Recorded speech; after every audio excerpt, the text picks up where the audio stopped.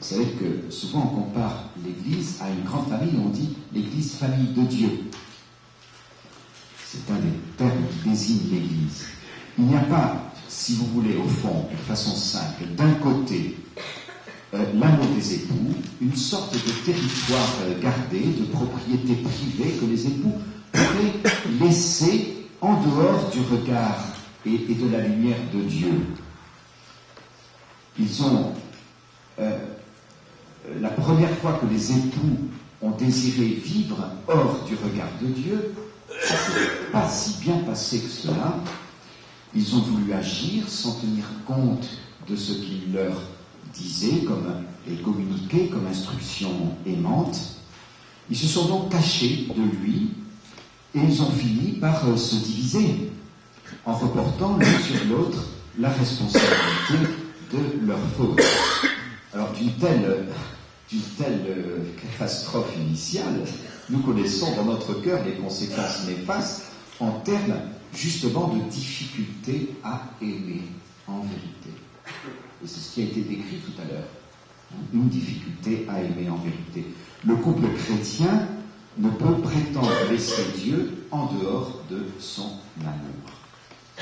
Alors, le sacrement n'a pas simplement une richesse de symboles forts, il est réellement un événement dans lequel Dieu agit en se donnant à chacun des époux, en bénissant et sanctifiant l'alliance qu'ils contractent entre eux, en leur donnant toutes les forces spirituelles et morales dont ils ont besoin pour vivre cet état nouveau d'époux et d'épouse.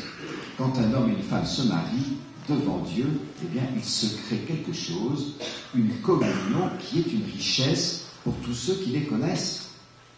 Il n'y a rien de plus attirant qu'un couple uni et une famille unie. Elle rayonne, elle attire, et on va la visiter avec joie et plaisir. Mais pourquoi ? Parce que c'est une richesse, et les époux chrétiens sont saints parce qu'ils participent au développement de cette communion, et aussi, de façon plus particulière, la communion de l'Église au sens ample et large du terme. Ils contribuent à étendre en quelque sorte les limites du royaume de Dieu. Alors, l'amour des époux, concrètement, s'exprime dans tout ce qui va constituer leur vie commune. Et en particulier, tous les gestes qui expriment l'amour qui les unit. Et l'expression de l'amour entre un homme et une femme, unis dans le mariage, met en mouvement tous les dynamismes de leur personne. Dynamismes corporels, affectifs, moraux et spirituels. L'union des corps dans l'exercice de la faculté sexuelle exprime d'une façon particulièrement forte un don total que chacun des deux fait à l'autre de sa personne. Il y a en effet dans l'expression sexuelle une dimension unique qui est propre à chacun d'eux et qui, dans la mesure où elle est un don, suppose une exclusivité. Chacun des époux est l'unique destinataire de ce don. C'est ce mystère humain qu'expriment les caractéristiques du mariage. Vous savez, quand on dit unité et indissolubilité, on utilise des grands mots, d'accord, et souvent les chrétiens pensent que le caractère indissoluble du mariage est une exigence de l'Église. Mais pas du tout. En fait, ce n'est pas le sacrement qui crée l'indissolubilité de l'amour conjugal. C'est l'indissolubilité qui est une exigence propre de l'amour.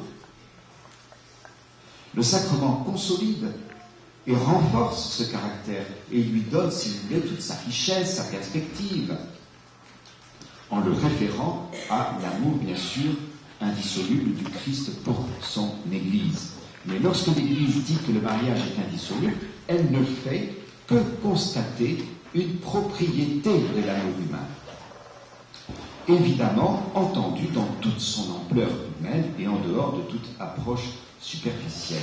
Et il y a, vous savez, une raison à cela que le Christ lui-même nous donne en renvoyant le mystère de l'amour entre l'homme et la femme à ce qu'il appelle, ce qu'il n'appelle pas, ce qu'on appelle généralement l'intention du Créateur.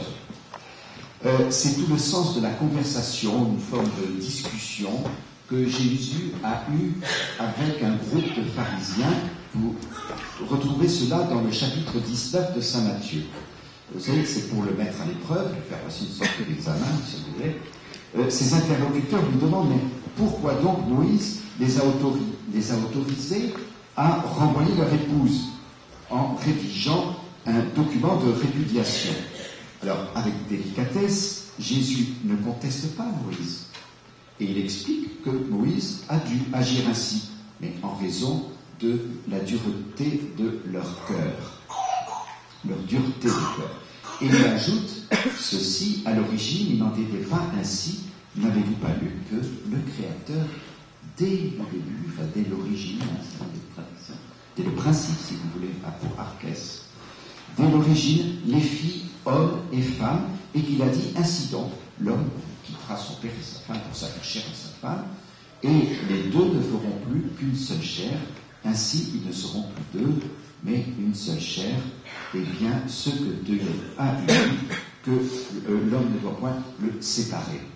Alors, c'est les actes finalement qui expriment ce don unique, forment ce que le pape précédent, Jean-Paul II, appelait le langage du corps. Vous savez cette expression, certains d'entre vous, le langage du corps. Et il exprimait par là, par cette expression, que l'union des époux avait une dignité qui exigeait qu'elle soit entourée d'un grand respect.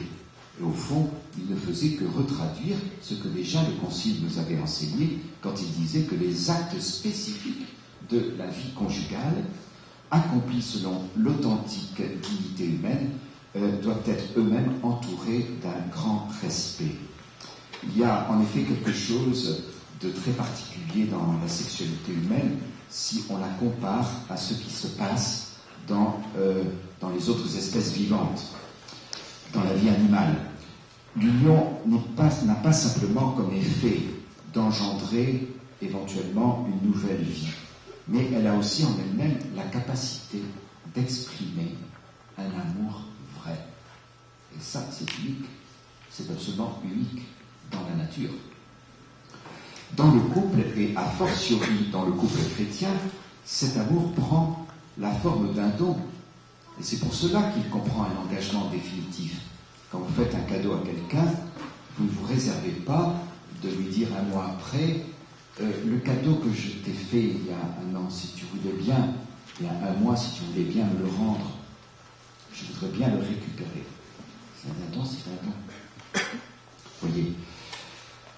Alors, ces deux dimensions, union aimante et capacité, éventuellement, si la nature le permet, d'engendrer, définissent cette action extraordinaire que l'on appelle l'acte des époux, l'acte conjugal, selon les termes que vous devez bien lui donner. Alors, ce qui est extraordinaire, c'est que c'est alors que les époux sont profondément unis que leur amour reçoit la capacité d'avoir comme conséquence, éventuellement, la venue à l'existence d'une nouvelle vie humaine. C'est extraordinaire, c'est un amour qui est fécond, et visiblement fécond. En tout cas, qui peut l'être. Alors, dans l'intention, vous voyez, c'est bien un acte d'amour qui est fécond. Et il me semble qu'il y a là un mystère qu'on pourrait méditer. Et je pourrais le dire comme ça d'une façon qui est un peu grave, un peu sérieuse, mais qui me semble belle si on pense à ce qu'il signifie. Dans le domaine de la nature, il n'existe pas d'autre moyen possible pour la venue à l'existence d'un nouvel être humain en dehors d'un acte profond d'amour qui unit les deux époux entre eux. Je dis bien dans le domaine de la nature et pas dans le domaine du laboratoire, des manipulations ou autre. Et cela, c'est un mystère très beau. Il y a finalement, si vous voulez, deux mystères qui se rejoignent, on peut dire. Il y a le mystère, il y a d'une part le mystère de l'amour dont on vient de parler et le mystère de la vie. Et il y a une sainteté de la vie. Pourquoi ? Pas du tout parce que c'est une sorte de dynamisme d'organisme vivant, pas du tout, Il y a un mystère de la vie, car en toute vie humaine, nous savons qu'il y a un amour divin. Il n'y a pas de vie humaine qui ne soit causée par l'amour de Dieu. Voyez comment les deux choses se rejoignent aussi en Dieu. Je passe à un autre point pour bien rester dans le temps imparti et ne pas déséquilibrer les choses. Alors, je voudrais aborder un autre aspect, des questions non abordées, et évidemment, on va reprendre les questions, table ronde, etc., les conversations privées. Mais la sainteté dans le travail. Madame Beaujard a bien amorcé la question aujourd'hui du travail. Alors, partons, si vous voulez bien, d'un verset assez intéressant, parce qu'il est très court. Soyez féconds, multipliez, emplissez la terre, soumettez-la. Pas très long. C'est dans le livre de la Genèse 1, 28. Soyez féconds, multipliez, emplissez la terre, soumettez-la. Eh bien, on voit une fécondité qui s'exerce dans deux directions. Parce que les deux termes s'impliquent l'un l'autre. D'un côté, on a l'instruction multipliée. Bon, on va faire bref pour résumer, mais disons, cela inscrit le choix de fonder une famille, d'avoir des enfants, dans la perspective de la domination de la terre par l'homme, créé à l'image de Dieu. Et soumettez-la, ça évoque de façon plus précise et concrète le travail qui est spécifique de la dignité de l'homme. Mais en même temps, le travail rend possible, on le sait bien, en tout cas pour nous tous, j'imagine, rend possible la cellule familiale et conjugale. Rares sont les gens qui peuvent fonder une famille sans avoir besoin de travailler. Bon, ça existe. Ce n'est pas la règle. Alors, de ce fait, si vous voulez, le travail a une finalité immédiate. Il permet la réalisation et l'épanouissement de cette communauté d'amour. Pas exclusivement, bien sûr, mais de façon essentielle. Et pour cela, on ne peut oublier la dimension du travail de l'homme quand on cherche à comprendre la sainteté du mariage et de la famille. Parce que ce serait oublier la dignité humaine du travail et la façon dont il contribue à enrichir la vie commune. Par lui, les époux aussi se sanctifient dans la vie quotidienne. Mais en quel sens on peut parler de la sainteté du travail? C'est dur de dire ça, que le travail est saint. Enfin, en tout cas, je trouve que c'est un peu difficile à avaler. Mais en quel sens?